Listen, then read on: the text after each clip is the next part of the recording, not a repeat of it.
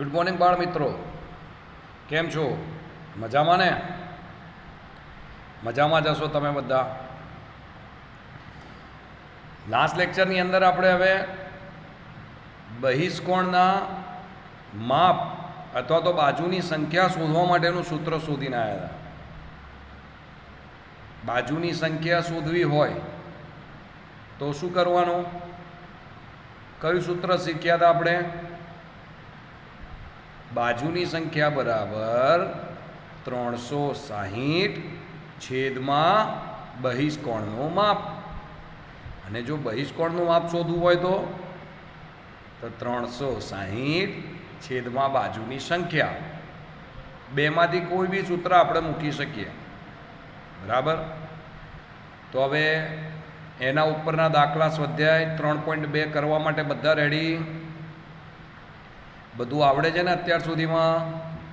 કોઈ બી ડાઉટ હોય તો વિડીયો ફરી જોઈને પ્રેક્ટિસ કરી લેવાની, અને તેમ છતાં બી કોઈ ડાઉટ હોય તો મને પૂછી લેવાનો. મારો નંબર તો છે જ તમારી પાસે, બરાબર? ચાલો, હવે આપણે સ્વાધ્યાય 3.2 ચાલુ કરીએ. પહેલાં શું કીધું હતું? એકદમ ટેન્શન ફ્રી થઈ જવાનું, સરસ મજાના ફ્રેશ થઈ જવાનું, અને એકાગ્ર થઈને એટલે શાંતિથી લેક્ચર સાંભળવાનો. 20 થી 25 મિનિટનો જ લેક્ચર હશે, બરાબર? એટલે શાંતિથી સાંભળવાનું અને શીખી લેવાનું. તો આપણે ચાલુ કરીએ સ્વાધ્યાય 3.2. ચાલો, દાખલા નંબર 2. પહેલો દાખલો તમને મેં જે પ્રેક્ટિસ કરાવી છે એવો જ છે. જાતે કરજો, તમને ચોક્કસ આવડશે. કારણ કે તમે બધા કેવા છો? બધા હોશિયાર છો. પ્રેક્ટિસ કરીને જાતે શીખી લો એવા છો. ઓકે, તો હવે જોઈએ દાખલા નંબર 2. અહીં લખ્યું છે કે 9 બાજુ ધરાવતા નિયમિત બહુકોણમાં બહિષ્કોણનું માપ શોધો. અહીંયા તમને શું આપ્યું છે? બાજુઓ આપી છે. કેટલી બાજુ આપી છે? રકમમાં કેટલી બાજુ આપી છે? 9 બાજુ. શોધવાનું શું છે? બહિષ્કોણનું માપ. તો સૂત્ર મૂકી દઈએ.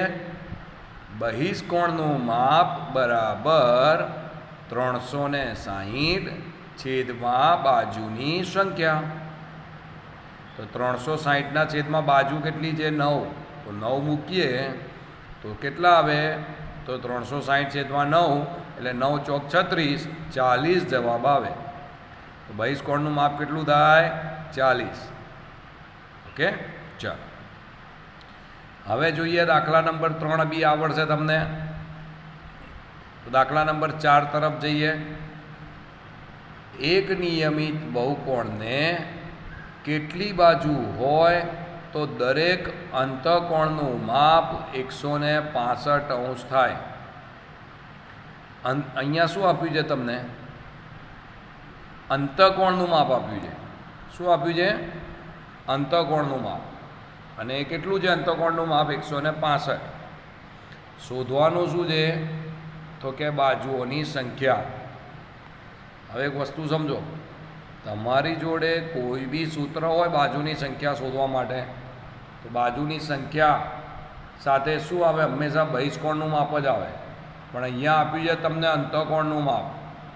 તો હંમેશા ધ્યાન રાખવાનું, બહિષ્કોણનું માપ વત્તા અંતઃકોણનું માપ બંનેનો સરવાળો 180 જ થાય.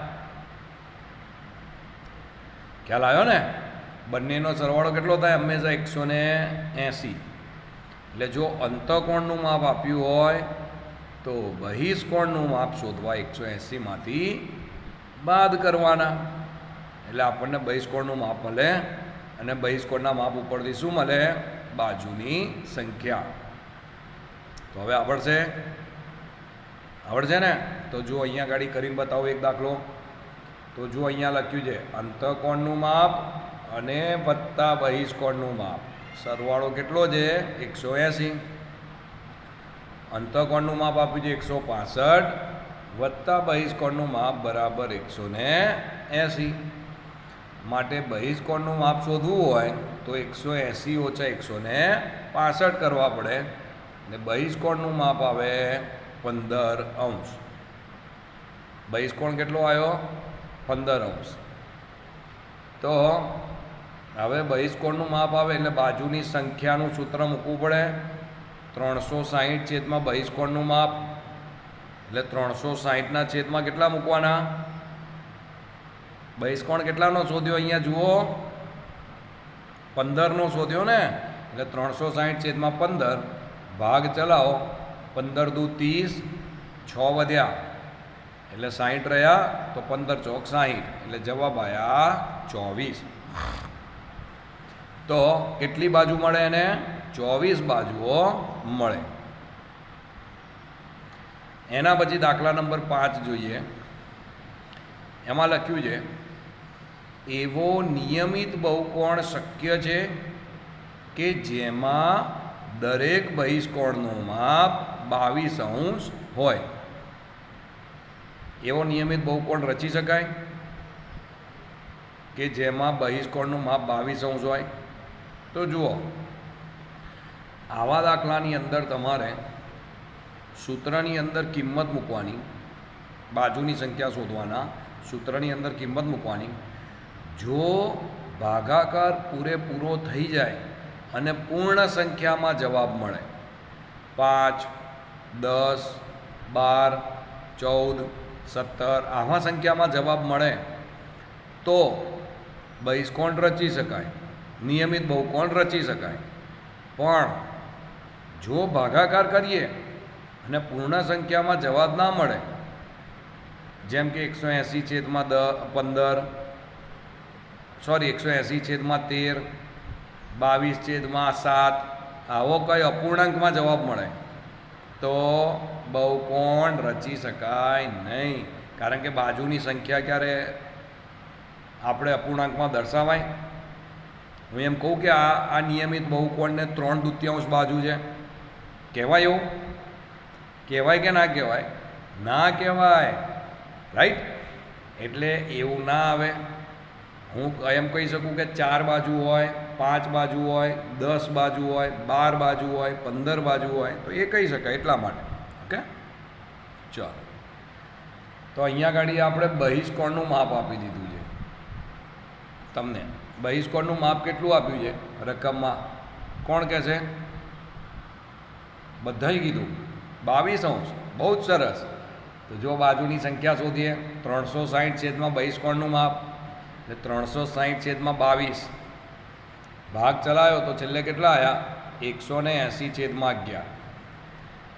તો બાજુની સંખ્યા એમ કહેવાય કે 180 છેદમાં 11 છે? ના કહેવાય ને. તો બોલો, નિયમિત બહુકોણ રચી શકાય? હા કે ના?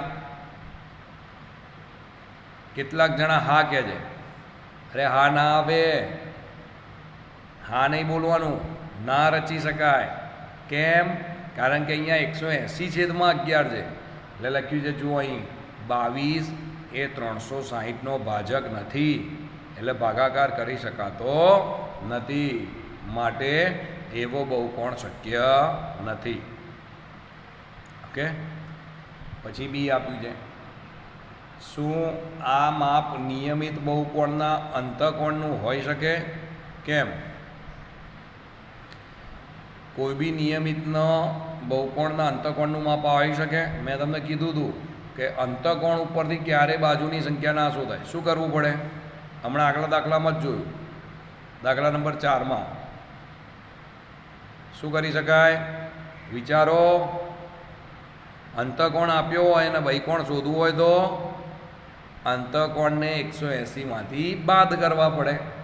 તો જુઓ, બહિષ્કોણનું માપ બરાબર સીધું અહીંયા લખ્યું છે 180 ઓછા અંતઃકોણનું માપ, એટલે 180માંથી અંતઃકોણનું માપ 22 બાદ કર્યું એટલે જવાબ આવ્યો 158. હવે 158 ઉપરથી બાજુની સંખ્યા શોધીએ તો કે 360 ભાગ્યા 158. 360 ભાગ્યા 158 કર્યા એટલે જવાબ આવે 180ના છેદમાં 89. 2 વડે ભાગ ચલાયા. કેટલા વડે? 2 વડે.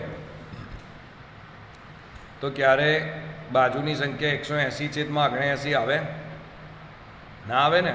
એટલે લખવાનું 158 એ 360નો ભાજક નથી, માટે તે શક્ય નથી. એટલે બંનેમાં જવાબ ના આવે. હવે એના પછી જોઈએ આપણે, લખ્યું છે કે નિયમિત બહુકોણમાં અંતઃકોણનું ઓછામાં ઓછું માપ કેટલું હોઈ શકે? કેમ? નિયમિત બહુકોણ આપ્યો છે, તો એમાં અંતઃકોણનું ઓછામાં ઓછું માપ કેટલું હોઈ શકે?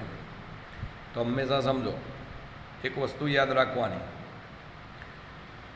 જેમ કે જેટલી ઓછામાં ઓછી બાજુઓ હોય ને એટલું ઓછામાં ઓછું અંતઃકોણનું માપ મળે. શું યાદ રાખવાનું? જેટલી બાજુઓ ઓછી એટલું ઓછામાં ઓછું અંતઃકોણનું માપ મળે. તો આપણે સૌથી પહેલાં જોઈએ, ઓછામાં ઓછી બાજુવાળો નિયમિત બહુકોણ કયો આવે? એક બાજુવાળો બહુકોણ રચાય? એક બાજુવાળો રચાય? ના રચી શકાય. ઓછામાં ઓછી 2 બાજુઓવાળો બહુકોણ રચાય? 2 બાજુઓ એવો બહુકોણ? ના. ઓછામાં ઓછા 3 બાજુઓવાળો બહુકોણ રચાય? હા. જેને તમે શું કહો છો? ત્રિકોણ. જે ત્રિકોણની બધી બાજુઓ સમાન હોય એને કેવો ત્રિકોણ કહેવાય? સમબાજુ ત્રિકોણ. કયો ત્રિકોણ કહેવાય? સમબાજુ. અહીંયા જે બાજુઓ સરખી છે એને 2 લીટી વડે દર્શાવી છે, એટલે 3 બાજુઓ સમાન છે. એટલે ઓછામાં ઓછી કેટલી બાજુ જોઈએ? 3. અને 3 બાજુવાળા ત્રિકોણને સમબાજુ ત્રિકોણ કહેવાય. બોલો, આવડશે? તો જુઓ, અહીંયા લખ્યું છે કે ઓછામાં ઓછી બાજુ ધરાવતો નિયમિત બહુકોણ એ સમબાજુ ત્રિકોણ છે, જેની કેટલી બાજુઓ છે? 3 બાજુઓ. 3 બાજુઓ સરખા. સમજો, જો આ 3 બાજુઓ સરખી થાય તો આ 3 ખૂણા પણ સરખા થાય.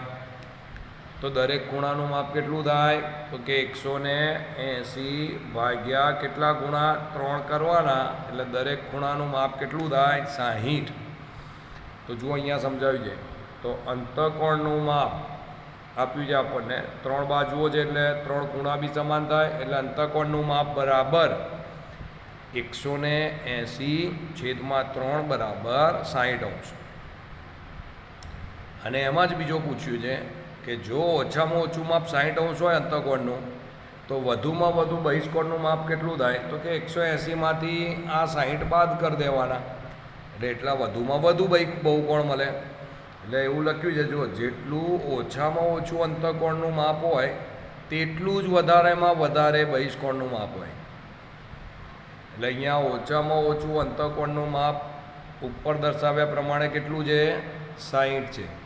એટલે વધુમાં વધુ બહિષ્કોણનું માપ બરાબર 180 - 60 બરાબર કેટલા આવે? 120 જવાબ આવે.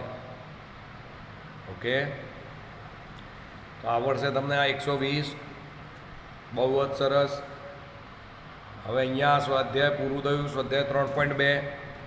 હવે મોસ્ટ આઈએમપી દાખલા ચાલુ થશે, જે તમારે એક્ઝામમાં પૂછાશે જ. અત્યાર સુધી તો બધું 1-1 માર્કનું હતું, પણ હવે 2 કે 3 માર્કના દાખલા એક્ઝામમાં આવશે એવા ચાલુ થયા. ચતુષ્કોણના પ્રકારો વિશે સમજીશું અને એના ઉપરના દાખલા કરીશું. જોઈએ ચતુષ્કોણના પ્રકાર. સૌથી પહેલો પ્રકાર છે સમલંબ ચતુષ્કોણ. અહીંયા આકૃતિમાં તમને સમલંબ ચતુષ્કોણ બતાવ્યો છે. આકૃતિ ઉપરથી તમને શું ખબર પડે કે સમલંબ ચતુષ્કોણ કોને કહેવાય? તો જુઓ, આ ચતુષ્કોણમાં ABCD નામ આપ્યું છે. એમાં AB બાજુ અને CD બાજુ એકબીજાને સમાંતર છે, બરાબર? જ્યારે AD અને BC, એટલે આ બંને એકબીજાને સમાંતર નથી. બરાબર છે.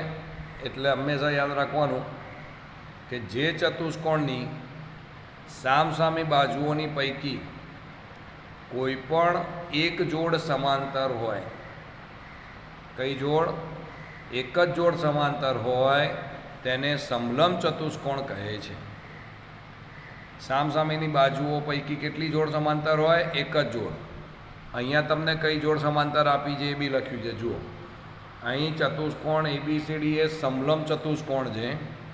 તેમાં સામસામેની બાજુઓ AB અને DC એટલે કે CD એ સમાંતર છે.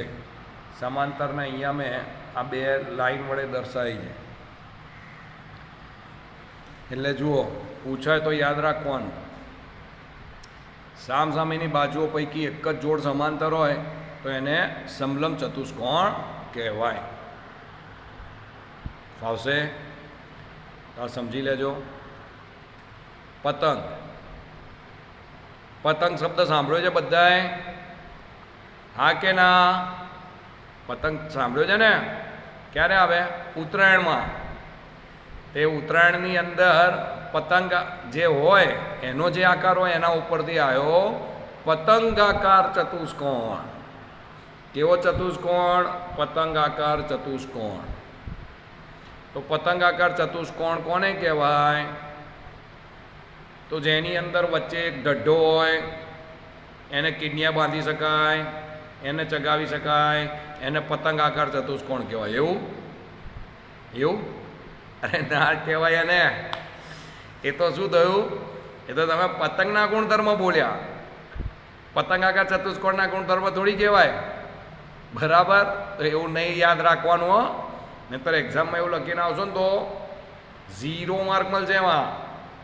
તો પતંગાકાર ચતુષ્કોણ કોને કહેવાય સમજીએ.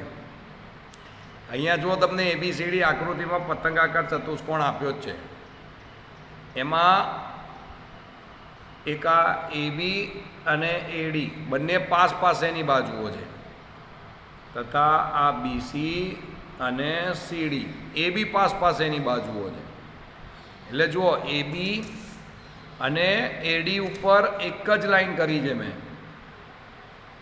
જ્યારે BC અને CD ઉપર 2 લાઈનો કરી છે. એટલે એવું લખ્યું છે કે જે ચતુષ્કોણની પાસેની બાજુઓની 2 જોડ સમાન હોય, પાસેની બાજુઓની કેવી હોય? બંને જોડ સમાન હોય તેને પતંગાકાર ચતુષ્કોણ કહે છે. એના માટે ગુણધર્મ આપ્યા છે. એના વિકર્ણો કાટખૂણે પરસ્પર કાટખૂણે હોય છે. એટલે કાની વાત કરીએ અને કાની વાત કરીએ, થઈ ગયો 90 અંશનો બને. એટલે વિકર્ણો કેવા હોય?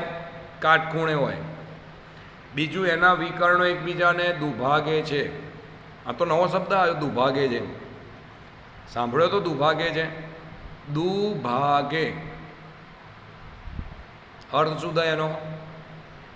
દુભાગે એટલે 2 સરખા ભાગ કરે છે. એટલે આપ્યું છે કે 2 વિકર્ણો એકબીજાને દુભાગે છે, એટલે કે 2 સરખા ભાગ કરે છે. 2 સરખા ભાગ એટલે ખબર પડી તમને? જો સમજાવો. ધારો કે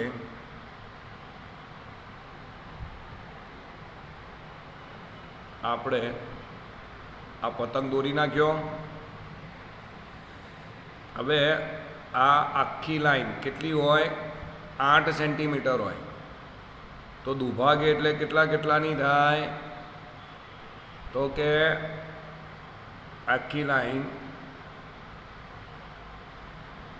4-4ની થાય. અને આ જો 6 હોય તો 3-3ની થાય. એટલે 2 સરખા ભાગ કરી નાખે. હંમેશા યાદ રાખવાનું. બરાબર?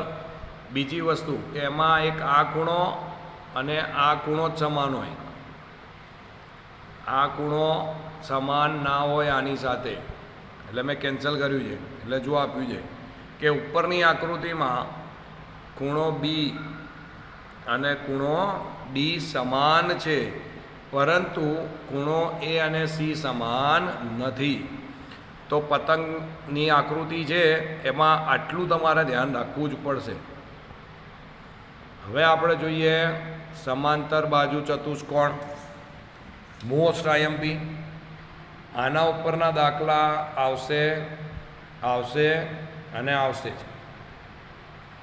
તો સૌથી પહેલાં આપણે જોઈએ સમાંતર બાજુ ચતુષ્કોણ કોને કહેવાય. અહીંયા તમને સમાંતર બાજુ ચતુષ્કોણ આપ્યો છે એ બી સી ડી. તો સમજો આ બંને બાજુઓ સમાંતર અને સમાન હોય, અને આ બે બાજુઓ સમાંતર અને સમાન હોય. એટલે કે સામસામેની બાજુઓ કેવી હોય? હંમેશા સમાન અને સમાંતર હોય. તેને સમાંતર બાજુ ચતુષ્કોણ કહે છે. તો એની વ્યાખ્યા થઈ. જે ચતુષ્કોણની સામસામેની બાજુઓની બંને જોડ સમાંતર અને સમાન હોય તેને સમાંતર બાજુ ચતુષ્કોણ કહે છે. અહીંયા આકૃતિમાં કયો ચતુષ્કોણ આપ્યો છે? ABCD સમાંતર બાજુ ચતુષ્કોણ છે. હવે એના ગુણધર્મ જોઈએ. સૌથી પહેલો ગુણધર્મ, સામસામેની બાજુઓ કેવી હોય છે? સમાન હોય છે. સામસામેની બાજુઓ કેવી હોય? સમાન હોય છે.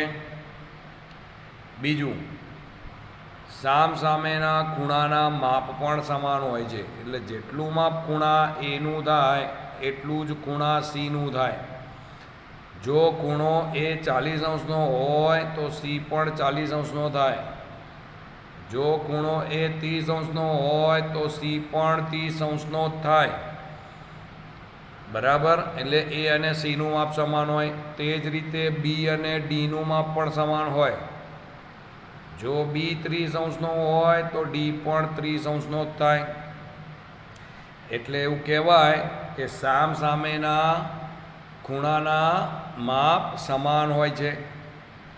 એના પછી વિકર્ણો એકબીજાને દુભાગે છે, એટલે બે સરખા ભાગ કરે. એટલે જો એસી આખા 6 હોય તો 3 3 થાય, અને બીડી આખા 8 હોય તો 4 4 થાય. ખબર પડી? એટલે અહીંયા ગાડી બંને વિકર્ણ એકબીજાને કયા બિંદુ ઉપર દુભાગે છે? ઓ બિંદુ ઉપર. એટલે OAનું માપ જો 3 હોય તો OCનું માપ પણ 3 થાય. OBનું માપ જો 4 હોય તો ODનું માપ પણ 4 થાય. એટલે વિકર્ણો એકબીજાને દુભાગે છે, પરંતુ બંને વિકર્ણો સમાન ના હોય હો. તમે એમ કહો કે બંને વિકર્ણો કયા કયા? AC અને BD બંને સમાન હોય? ના, એવું ના થાય ક્યારે. તો એ યાદ રાખજો તમે. એટલે વિકર્ણો એકબીજાને દુભાગે છે.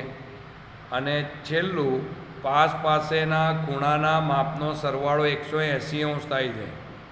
એટલે કે તેઓ એકબીજાના કેવા હોય? પૂરક કોણ હોય. એટલે ખૂણો A વત્તા ખૂણો B કેટલા અંશનો થાય? 180, બંનેનો સરવાળો.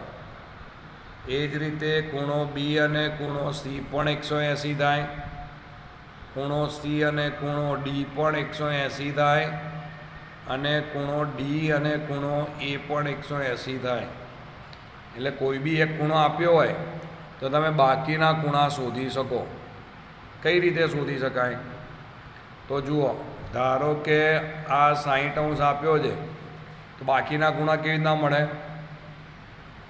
તો આ 60 હોય તો બી કેટલા થાય? 120 180માંથી 60 માઇનસ કરવા પડે, કારણ કે બંનેનો સરવાળો 180 થાય ને. એટલે બી થાય 120. હવે એ 60 હોય તો સી પણ કેટલો થાય? 60. અને જો બી 120 બન્યો તો ડી પણ કેટલો થાય? 120. તો કોઈ બી એક જ ખૂણો આપ્યો હોય તો બાકીના ખૂણા તમે શોધી શકો. ચિંતા ના કરો, નેક્સ્ટ લેક્ચરની અંદર હવે તમને હું આના ઉપરના દાખલા કરાવીશ, પણ બધા દાખલા સમાંતર બાજુ ચતુષ્કોણ ઉપરના જ હશે. એટલે એના જે આ ગુણધર્મ મેં તમને કરાયા એ ગુણધર્મ બહુ જ સરસ રીતે સમજી લેજો. ઓકે, અને શાંતિથી આટલા ગુણધર્મ મોસ્ટ આઈએમપી છે, એટલા ગુણધર્મ જો પ્રોપર તમે કરશો તો એના ઉપરના દાખલા 100% આવડશે. એટલે આ ગુણધર્મ એવું હોય તો 2 વાર લખીને મોઢે કરી જ દેવાના. બોલો, ક્લિયર? કોઈ ડાઉટ હવે નહીં ને? તો શાંતિથી તમે સાંભળ્યું અને યાદ રાખ્યું એના માટે થેન્ક યુ. બાકીનું હવે આપણે નેક્સ્ટ લેક્ચરની અંદર શીખીશું. ઓકે, ચાલો, થેન્ક યુ.